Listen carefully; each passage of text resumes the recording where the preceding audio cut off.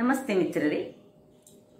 ಆಯಾಯ ಋತುಗಳಲ್ಲಿ ಬೆಳೆಯುವಂತಹ ತರಕಾರಿಗಳನ್ನು ಉಪಯೋಗಿಸಿಕೊಂಡು ನಾವು ಅಡುಗೆಯನ್ನು ಮಾಡಿದರೆ ಅಥವಾ ದಿನ ಬಳಕೆಯ ವಸ್ತುಗಳು ಅಂದರೆ ನಮ್ಮ ಅಡುಗೆ ಮನೆಯಲ್ಲಿ ದೊರಕುವಂತಹದೇ ವಸ್ತುಗಳು ಯಾವುದೆಲ್ಲ ನಮ್ಮ ಆರೋಗ್ಯಕ್ಕೆ ಉತ್ತಮ ಎಂಬುದನ್ನು ನಾವೇ ಅರಿತುಕೊಂಡು ಅಡುಗೆಯನ್ನು ಮಾಡಿದರೆ ನಮ್ಮ ದೇಹದ ಆರೋಗ್ಯವನ್ನು ನಾವು ಚೆನ್ನಾಗಿ ಇಟ್ಟುಕೊಳ್ಳಬಹುದು ಎಂದು ಹೇಳುತ್ತಾ ಇವತ್ತು ನಾನು ಈ ಒಂದು ಸೀಸನಲ್ಲಿ ದೊರಕುವಂತಹ ಮೂಲಂಗಿಯಿಂದ ಒಂದು ರೊಟ್ಟಿ ಸಹ ಹೇಳ್ಬೋದು, ದೋಸೆ ಸಹ ಹೇಳ್ಬೋದು, ನೀವೇನು ಕರಿತೀರೋ ಅದು ಮಾಡಿದ್ದೇನೆ. ಬಹಳ ರುಚಿಕರವಾಗಿರ್ತದೆ ಮತ್ತು ಈಗ ತುಂಬ ಮೂಲಂಗಿ ಸಹ ದೊರಕುತ್ತದೆ. ಅದರೊಟ್ಟಿಗೆ ಅದಕ್ಕೊಂದು ನಾನು ಬ್ರೊಕೋಲಿಯಿಂದ ಒಂದು ಚಟ್ನಿಯನ್ನು ಮಾಡಿದ್ದೇನೆ. ಬ್ರೊಕೋಲಿಯ ಮೇಲಿನ ಭಾಗವನ್ನು ನಾವು ಹೆಚ್ಚಾಗಿ ಯೂಸ್ ಮಾಡಿ ಈ ಸೂಪ್ಗಳಿಗೆಲ್ಲ ಯೂಸ್ ಮಾಡ್ತೇವೆ. ಇದರ ಸ್ಟೆಮ್ಮಲ್ಲಿ ತುಂಬ ಫೈಬರ್ ಇರ್ತದೆ. ಅದನ್ನು ಉಪಯೋಗಿಸಿ ನಾನಿವತ್ತೊಂದು ರುಚಿಕರವಾದ ಮತ್ತು ಆರೋಗ್ಯದಾಯಕವಾದ ಚಟ್ನಿಯನ್ನು ಮಾಡಿದ್ದೇನೆ. ಹಾಗಾದರೆ ಈ ಒಂದು ಚಟ್ನಿ ಹಾಗೂ ರೊಟ್ಟಿ, ಮೂಲಂಗಿಯ ರೊಟ್ಟಿಯ ದೋಸೆಯ ಇದನ್ನು ಹೇಗೆ ಮಾಡುವುದೆಂದು ನೋಡುವ ಮೊದಲು ಯಾರೆಲ್ಲ ನನ್ನ ಚಾನಲನ್ನು ನೋಡ್ತಿದ್ದೀರಿ, ಯಾರೆಲ್ಲ ಇನ್ನೂ ಸಬ್ಸ್ಕ್ರೈಬ್ ಮಾಡಿಲ್ಲ, ದಯವಿಟ್ಟು ಸಬ್ಸ್ಕ್ರೈಬ್ ಮಾಡಿ, ಸಪೋರ್ಟ್ ಮಾಡಿ ಅಂತ ಹೇಳುತ್ತಾ ಬನ್ನಿ ಈ ಒಂದು ದೋಸೆಯನ್ನು ಹೇಗೆ ಮಾಡುವುದು, ಚಟ್ನಿಯನ್ನು ಹೇಗೆ ಮಾಡುವುದು ಎಂದು ನೋಡೋಣ. ನಮಸ್ತೆ ಮಿತ್ರರೇ. ಇವತ್ತು ಈ ಮೂಲಂಗಿಯನ್ನು ಉಪಯೋಗಿಸಿ ಒಂದು ರುಚಿಕರವಾದ ದೋಸೆಯನ್ನು ಮಾಡೋಣ. ಇದಕ್ಕೆ ನೋಡಿ, ನಾನು ಒಂದು ಬೌಲಿನಷ್ಟು ಅಂದರೆ ಒಂದು ಗ್ಲಾಸಿನಷ್ಟು ಅಕ್ಕಿಯನ್ನು ನೀರಿನಲ್ಲಿ ಒಂದು 3-4 ಗಂಟೆಗಳ ಕಾಲ ನೆನೆಸಿಟ್ಟುಕೊಂಡಿದ್ದೇನೆ. ದೋಸೆ ರೈಸನ್ನು ಯೂಸ್ ಮಾಡಬಹುದು. ಮತ್ತು ಒಂದು ಮೂಲಂಗಿ ತೆಗೆದುಕೊಂಡಿದ್ದೇನೆ ನಾನು. ಒಂದು ಗ್ಲಾಸಿಗೆ ಒಂದು ಮೂಲಂಗಿ ಸಾಕಾಗ್ತದೆ. ಮತ್ತು ಸ್ವಲ್ಪ ಹೆಚ್ಚಿಟ್ಟಂಥ ನೀರುಳ್ಳಿ, ಬೆಳ್ಳುಳ್ಳಿ 1-2 ಪಾಡ್ಗಳಷ್ಟು, ಮತ್ತು ಈ ಶುಂಠಿ ಬೇಕಾಗ್ತದೆ. ಮತ್ತು ಖಾರಕ್ಕೆ ತಕ್ಕಷ್ಟು ನಿಮಗೆ ಮೆಣಸು, ಸ್ವಲ್ಪ ಕೊತ್ತಂಬರಿಯ ಸೊಪ್ಪನ್ನು ನಾನು ಚಾಪ್ ಮಾಡಿಟ್ಕೊಂಡಿದ್ದೇನೆ. ಈಗ ಅದಕ್ಕೊಂದು ನಾನು ಈ ಒಂದು ಬ್ರೊಕೋಲಿ ಒಂದು ನಾವು ಮುಂಚೆ ಎಲ್ಲ ನನಗೆ ಗೊತ್ತೇ ಇರಲಿಲ್ಲ ಬ್ರೊಕೋಲಿಯನ್ನು ಹೇಗೆ ಯೂಸ್ ಮಾಡೋದು. ಬ್ರೊಕೋಲಿ ಎಂಬ ವೆಜಿಟೇಬಲ್ ಇತ್ತೇಳಿ ನನಗೆ ಗೊತ್ತಿರಲಿಲ್ಲ, ನಿಮಗೆಲ್ಲ ಗೊತ್ತಿರ್ಬೋದೇನೋ. ಇದು ಹೆಚ್ಚಾಗಿ ಫಾರಿನ್ ಕಂಟ್ರಿಗಳಲ್ಲಿ ಬೆಳೆಸ್ತಿದ್ರು, ಅಲ್ಲೇ ಅವರು ಹೆಚ್ಚಾಗಿ ಅದರ ಸೂಪಿಗೆ ಅದಕ್ಕೆಲ್ಲ ಯೂಸ್ ಮಾಡ್ತಾರೆ. ಈಗ ನಮ್ಮಲ್ಲಿ ಸಹ ತುಂಬ ಮಂದಿಗೆ ಇದರದ್ದು ಆರೋಗ್ಯಕರ ಅಂಶಗಳು ಗೊತ್ತಾದ ಮೇಲೆ ಬಹಳ ಒಳ್ಳೆಯದಂತೆ. ಇದರದ್ದು ಎಲೆಯಿಂದ ಹಿಡಿದು ಸ್ಟೆಮ್ಮಿನಿಂದ ಹಿಡಿದು ಎಲ್ಲ ಆರೋಗ್ಯಕ್ಕೆ ಬೇಕಾದ ಎಲ್ಲ ಆಂಟಿ ಆಕ್ಸಿಡೆಂಟ್ಸ್ ಆಗಲಿ, ವಿಟಮಿನ್ ಕೆ ಮತ್ತು ಕಣ್ಣಿನ ಆರೋಗ್ಯಕ್ಕೆಲ್ಲ ಬೇಕಾದಂತಹ ಎಲ್ಲ ವಸ್ತುಗಳು ಇದರಲ್ಲಿ ಉಂಟಂತೆ. ಹಾಗಾಗಿ ಈಗ ನಮ್ಮಲ್ಲಿ ಸಹ ತುಂಬ ಯೂಸ್ ಮಾಡ್ತಾರೆ. ಈಗ ನಾನು ಇದರದ್ದು ಸ್ಟೆಮ್ ಮತ್ತು ಲೀಫ್ ಮತ್ತು ಒಂದು ತುಂಡು ಮಾತ್ರ ಹಾಕಿ ಒಂದು ಚಟ್ನಿಯನ್ನು ಮಾಡ್ತೇನೆ. ಇದರದ್ದು ಸ್ಟಿರ್ ಫ್ರೈ ಅಂತ ಮಾಡ್ತಾರೆ, ತುಂಬ ಕ್ವಿಕ್ಕಾಗಿ ಮಾಡುವಂಥ ಸುಲಭ, ಮಕ್ಕಳಿಗೆ ಸಹ ಕೊಟ್ಟರೆ ಬಹಳ ಉತ್ತಮ. ಅಂತಹ ಒಂದು ಸ್ಟಿರ್ ಫ್ರೈಯನ್ನು ನಾನು ನಾಳೆ ಮಾಡಿ ತೋರಿಸ್ತೇನೆ. ಉಳ್ದದ್ದು ಇದರದ್ದು ಮಾತ್ರ ಈಗ ಇಷ್ಟು ತೆಗೆದುಕೊಂಡು ಮತ್ತು ಇದರ ಸ್ವಲ್ಪ ದಂಟು ಮತ್ತು ಎಲೆಗಳಿಂದ ಒಂದು ಸ್ವಲ್ಪ ಚಟ್ನಿಯನ್ನು ಮಾಡಿ ನಿಮಗೆ ತೋರಿಸ್ತೇನೆ. ಮತ್ತು ಚಟ್ನಿಗೆ ಸ್ವಲ್ಪ ನಾನು ಆ್ಯಸ್ ಯೂಶುವಲ್ ನಾವು ಕರಾವಳಿ ಸ್ಟೈಲಲ್ಲಿ ತೆಂಗಿನಕಾಯಿಯನ್ನು ಹೇಗೆ ಯೂಸ್ ಮಾಡ್ತೇವೆ, ತೆಂಗಿನಕಾಯಿ ಮತ್ತು ಸ್ವಲ್ಪ ಹುಳಿ ಯೂಸ್ ಮಾಡ್ತಿದ್ದೇನೆ, ಮತ್ತು ಒಂದು ಮೆಣಸು. ಈಗ ಮೊದಲಿಗೆ ಈ ಒಂದು ಮೂಲಂಗಿಯನ್ನು ತುರಿದುಕೊಳ್ಳೋಣ. ನಾನು ತುರಿದು ನಿಮಗೆ ತೋರಿಸ್ತೇನೆ. ಚೆನ್ನಾಗಿ ಸಣ್ಣದಾಗಿ ತುರಿದುಕೊಳ್ಳೋಣ. ವೀಕ್ಷಕರೇ, ಇಲ್ಲಿ ನೋಡಿ, ಚೆನ್ನಾಗಿ ಇದು ಕಟ್ ಮಾಡಿ ಆಯಿತು. ಇಲ್ಲಿ ನಾನು ಬ್ರೊಕೋಲಿ ಹೀಗೆ ಉಂಟು, ಅದರ ಸ್ಟೆಮ್ ಮತ್ತು ಅದರ ಎಲೆಯನ್ನು ಹೀಗೆ ಸಣ್ಣದಾಗಿ ಕಟ್ ಮಾಡಿ ಚಟ್ನಿಗೋಸ್ಕರ ರೆಡಿ ಮಾಡಿದ್ದೇನೆ. ಒಂದು ತುಂಡು ಬ್ರೊಕೋಲಿ ಮಾತ್ರ ಒಂದು ಫ್ಲೇವರಿಗೋಸ್ಕರ ಅದಕ್ಕೆ ಹಾಕೊಂಡಿದ್ದೇನೆ. ಇದಕ್ಕೆ ಉಪ್ಪು ಹಾಕೊಂಡಿದ್ದೇನೆ ಮತ್ತು ಬಿಸಿ ನೀರು ಹಾಕಿ ಒಂದು 5 ನಿಮಿಷ ಹೀಗೆ ಇಟ್ಕೊಳ್ತೇನೆ. ಇದು ಪಕ್ಕಕ್ಕೆ ಇಟ್ಕೊಳ್ಳೋಣ. ಈಗ ಇಲ್ಲಿ ನಾವು ಈ ಮೂಲಂಗಿಯ ದೋಸೆ ಮಾಡಲಿಕ್ಕೆ ಒಂದು ಅಕ್ಕಿಯನ್ನು ಸುರಿಗೆ ಹಾಕೊಳ್ಳೋಣ.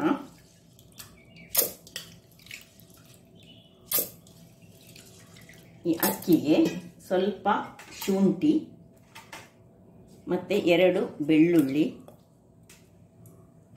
ಮತ್ತು ಸ್ವಲ್ಪ ತೆಂಗಿನ ತುರಿ, ಒಂದು 5-6 ಚಮಚಗಳಷ್ಟು ತೆಂಗಿನ ತುರಿ ಹಾಕ್ಕೊಂಡು ಸ್ವಲ್ಪ ನೀರು ಹಾಕಿ ಉಪ್ಪು ಹಾಕಿ ನಾನು ಗ್ರೈಂಡ್ ಮಾಡಿ ತರ್ತೇನೆ. ವೀಕ್ಷಕರೇ, ಈ ಕಡೆ ಗ್ರೈಂಡ್ ಆಗಿ ಆಯ್ತು ನೋಡಿ. ತುಂಬ ನೀರಾಗಿ ಗ್ರೈಂಡ್ ಮಾಡಬಾರ್ದು, ತುಂಬ ದಪ್ಪ ಸಹ ಗ್ರೈಂಡ್ ಬೇಡ, ಇದು ಹದಾದಲ್ಲಿ ಇರಬೇಕು ನಮಗೀಗ. ಇದರ ನೀರು ಹಾಕೊಳ್ಳೋ ಸಹ ಬೇಡ. ನೋಡಿ, ಇನ್ನು ನಾನು ನಿಮಗೆ ತೋರಿಸ್ತೇನೆ ಕನ್ಸಿಸ್ಟೆನ್ಸಿ ಹೇಗಿರಬೇಕು ಹೇಳಿದರೆ.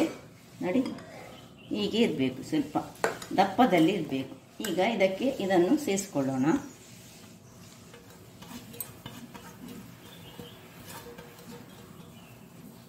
ಸೇರಿಸ್ಕೊಂಡು ಉಪ್ಪು ಆಲ್ರೆಡಿ ಹಾಕ್ಕೊಂಡಿದ್ದೇನೆ ನಾನು. ಮತ್ತು ಇಲ್ಲಿ ಉಪ್ಪು ನೋಡಿಕೊಳ್ಬೇಕು. ಸ್ವಲ್ಪ ಹಳದಿಯ ಪೌಡರನ್ನು ಹಾಕೊಳ್ಳೋಣ.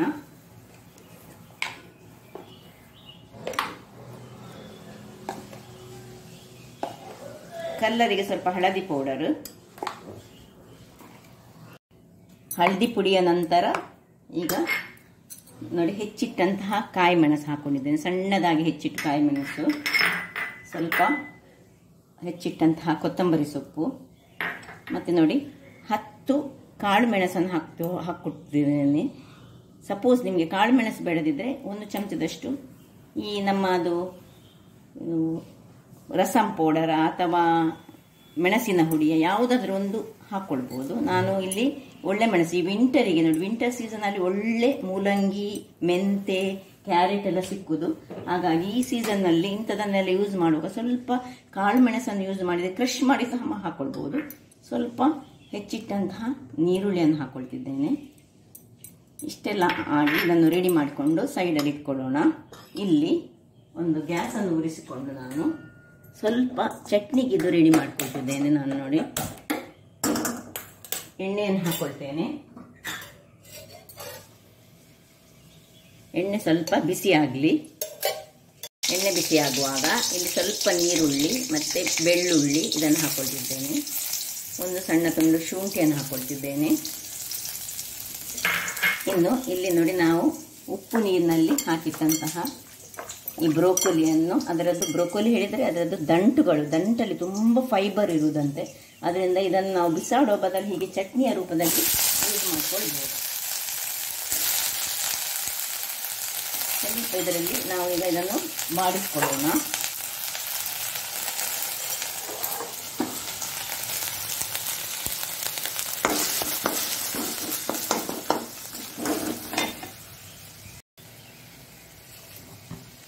ಚೂರು ಉಪ್ಪನ್ನು ಹಾಕ್ಕೊಳ್ತಿದ್ದೇನೆ.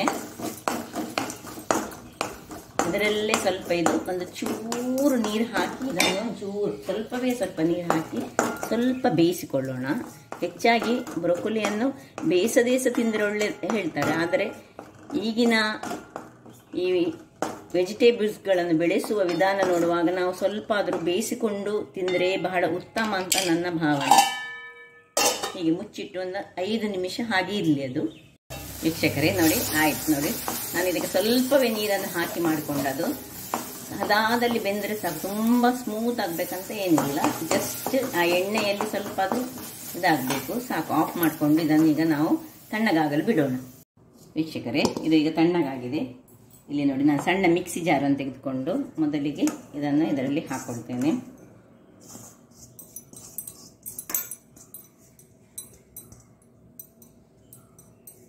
ಇನ್ನು ಸ್ವಲ್ಪವೇ ಸ್ವಲ್ಪ ಒಂದು 5-6 ಚಮಚಗಳಷ್ಟು ತೆಂಗಿನ ತುರಿ. ಇದರ ಬದಲು ನೀವು ಈ ಕಡಲೆ ಪುರಿಯನ್ನು ಸಹ ಹಾಕ್ಕೊಳ್ಬೋದು. ತೆಂಗಿನ ತುರಿಯ ಬದಲು ಸ್ವಲ್ಪ ಈ ಹುಳಿ ಮತ್ತು ಮೆಣಸು. ನಾನು ಇಲ್ಲಿ 2 ಮೆಣಸನ್ನು ತೆಗೆದುಕೊಂಡಿದ್ದೇನೆ. ಸ್ವಲ್ಪ ಕೊತ್ತಂಬರಿ ಸೊಪ್ಪು ಬೇಕಿದ್ದರೆ ಹಾಕ್ಕೊಳ್ಬೋದು, ಇದ್ದರೆ ಹಾಕ್ಕೊಳ್ಳಿ, ಇಲ್ಲದಿದ್ದರೆ ಅಗತ್ಯ ಇಲ್ಲ. ಇಷ್ಟನ್ನು ಹಾಕಿ ನಾವೀಗ ಸ್ವಲ್ಪವೇ ಸ್ವಲ್ಪ ನೀರನ್ನು ಹಾಕಿ ಗ್ರೈಂಡ್ ಮಾಡಿ ತರ್ತೇನೆ. ವೀಕ್ಷಕರೇ, ಇಲ್ಲಿ ನೋಡಿ, ಬಹಳ ರುಚಿಕರವಾದ ಆರೋಗ್ಯದಾಯಕವಾದ ಬ್ರೊಕೊಲಿಯ ಚಟ್ನಿ ರೆಡಿಯಾಗಿದೆ. ಬಹಳ ಟೇಸ್ಟಿಯಾಗಿ ಬರ್ತದೆ ನೋಡಿ, ಬಹಳ ಚೆನ್ನಾಗಿದೆ. ಅದರ ಮೇಲಿನ ಪೋರ್ಷನನ್ನು ನಾನು ನಾಳೆ ಸ್ಟಿರ್ ಫ್ರೈ ಆಗಿ ಹೇಗೆ ಮಾಡೋದು ಹೇಳಿ ತೋರಿಸ್ಕೊಡ್ತೇನೆ. ಈಗ ಇಲ್ಲಿ ನೋಡಿ, ನಾನೊಂದು ಕಬ್ಬಿಣದ ಕಾವಲಿಯನ್ನು ಇಟ್ಕೊಂಡಿದ್ದೇನೆ. ಇನ್ನು ದೋಸೆ ಮಾಡೋಣ. ಅದಕ್ಕೆ ಸ್ವಲ್ಪ ತುಪ್ಪ ಸಾಕ್ಬೋದು, ಯಾವುದು ಹಾಕೊಳ್ಬೋದು. ಎಣ್ಣೆ ಹಾಕೊಳ್ಳೋದ್ರೆ ಸಾಕ್ತದೆ, ತುಪ್ಪ ಸಾಕ್ತದೆ. ತುಪ್ಪ ಹಾಕೊಂಡ್ರೆ ಬಹಳ ಒಳ್ಳೆಯದಾಗಿ ಬರ್ತದೆ. ಇಲ್ಲಿ ನೋಡಿ, ನಮ್ಮ ಹಿಟ್ಟು ಸಹ ರೆಡಿಯಾಗಿ ಉಂಟು ನೋಡಿ. ಇಷ್ಟು ಸ್ವಲ್ಪ ದಪ್ಪದಲ್ಲಿ ಬರಬೇಕು, ತುಂಬ ನೀರು ಬೇಡ. ನೀರು ಮಾಡಿದರೆ ಸ್ವಲ್ಪ ಅದು ಏಳಲಿಕ್ಕೆ ಸ್ವಲ್ಪ ಕಷ್ಟ ಆಗ್ಬೋದು ಹೇಳಿ ನೋಡಿ. ಮಾಡಿ ಸ್ವಲ್ಪ ತೆಳುವಲ್ಲಿ ಬೇಕಿದ್ರೆ ಕೈಯಲ್ಲಿ ಮಾಡ್ಕೊಳ್ಬೋದು. ಇಲ್ಲಿ ನೀವು ನಾನು ಹೇಳಿದೆಲ್ಲ ಮೆಣಸಿನ ಪುಡಿ ಯೂಸ್ ಮಾಡ್ಬೋದು ಅಥವಾ ಸಾರಿನ ಪುಡಿಸಿ ಇದಕ್ಕೆ ಸ್ವಲ್ಪ ಸೇರಿಸ್ಕೊಳ್ಬೋದು, ಒಳ್ಳೆಯದಾಗ್ತದೆ. ಇದು ಸ್ವಲ್ಪ ತೆಳುವಲ್ಲಿ ಮಾಡ್ಕೊಳ್ಳೋಣ. ಹಿಟ್ಟು ತುಂಬ ತೆಳು ಆಗಬಾರ್ದು. ಮತ್ತು ದೋಸೆಯನ್ನು ನಾವು ಎಷ್ಟು ನಮಗೆ ತೆಳುವಲ್ಲಿ ತಟ್ಟಲಿಕ್ಕೆ ಆಗ್ತದೆ ಅಷ್ಟು ತೆಳುವಲ್ಲಿ ಮಾಡ್ಕೊಳ್ಳೋಣ. ಈಗ ಇದರ ಮೇಲೆ ಸ್ವಲ್ಪ ತುಪ್ಪವನ್ನು ಹಾಕೊಳ್ತೇನೆ. ಮತ್ತು ಮುಚ್ಚಳವನ್ನು ಮುಚ್ಚಿ ಒಂದು 2-3 ನಿಮಿಷಗಳ ಕಾಲ ಬೇಯಿಸ್ಕೊಳ್ಳಿಕ್ಕುಂಟು. ಅಂದರೆ ಅದರಲ್ಲಿ ಮುಲ್ಲಂಗಿದೆಯಲ್ಲ, ಹಾಗಾಗಿ ಬೇಯಲಿಕ್ಕೆ ಒಂದು 2-3 ನಿಮಿಷ ತೆಗೆದುಕೊಳ್ತದೆ. ವೀಕ್ಷಕರೇ, 2 ನಿಮಿಷಗಳ ಬಳಿಕ ನೋಡಿ ಏನು ಚೆನ್ನಾಗಿ ಬಂದಿದೆ ನೋಡಿ. ಈಗ ಇದನ್ನು ಅಡಿಮೇಲೆ ಮಾಡ್ಕೊಳ್ಳೋಣ. ಹೀಗೆ ಇದನ್ನು ನಮಗೆ ರೊಟ್ಟಿಯ ಹಾಗೆ ಸಹ ಬರ್ತದೆ. ದೋಸೆ ಸಹ ಹೇಳ್ಬೋದು, ರೊಟ್ಟಿ ಸಹ ಹೇಳ್ಬೋದು, ಅಥವಾ ಏನು ಸಹ ಕರಿಬೇಡ. ಅಕ್ಕಿಯಿಂದ ಮಾಡಿದಂತಹದ್ದು, ಪರೋಟ ಅಂತ ಹೇಳಲಿಕ್ಕೆ ಆಗುದಿಲ್ಲ. ಅಥವಾ ಮೈದಾ ಅಥವಾ ಗೋಧಿ ಹುಡಿ ನಾವು ಏನು ಯೂಸ್ ಮಾಡಲಿಲ್ಲ. ಇದು ಹೀಗೆ ಒಂದು 2 ನಿಮಿಷ ಕಾಯಲಿ. ವೀಕ್ಷಕರೇ, 2 ನಿಮಿಷಗಳ ಬಳಿಕ ನೋಡಿ, ಇಲ್ಲಿ ಬೇಕಿದ್ರೆ ಇಲ್ಲಿ ನೀವು ಇದನ್ನು ಬೆಣ್ಣೆ ಹಾಕಿ ಸಹ ತಿನ್ಬೋದು. ಯಾರಿಗೆಲ್ಲ ಚಟ್ನಿ ಮಾಡಲಿಕ್ಕೆ ಆಗುದಿಲ್ಲ ಅಂತ ಬೆಣ್ಣೆ ಹಾಕಿ ಸಹ ತಿನ್ಬೋದು, ಹೇಗೆ ಸಹ ತಿನ್ಬೋದು. ನೋಡಿ, ಇನ್ನು ಪುನಃ ಅದೇ ರೀತಿಯಲ್ಲಿ ಸ್ವಲ್ಪ ಮಾತ್ರ ಅಡಿಗೆ ನಮಗೆ ಈ ಕಬ್ಬಿಣದ ಕಾವಲಿ ಆಗುವಾಗ ಎಣ್ಣೆಯನ್ನು ಹಾಕೊಳ್ಳೇಬೇಕಾಗ್ತದೆ. ತುಪ್ಪ ಅಥವಾ ಎಣ್ಣೆ, ಮೇಲೆಗೆ ತುಪ್ಪ ಹಾಕೊಳ್ಳಿ.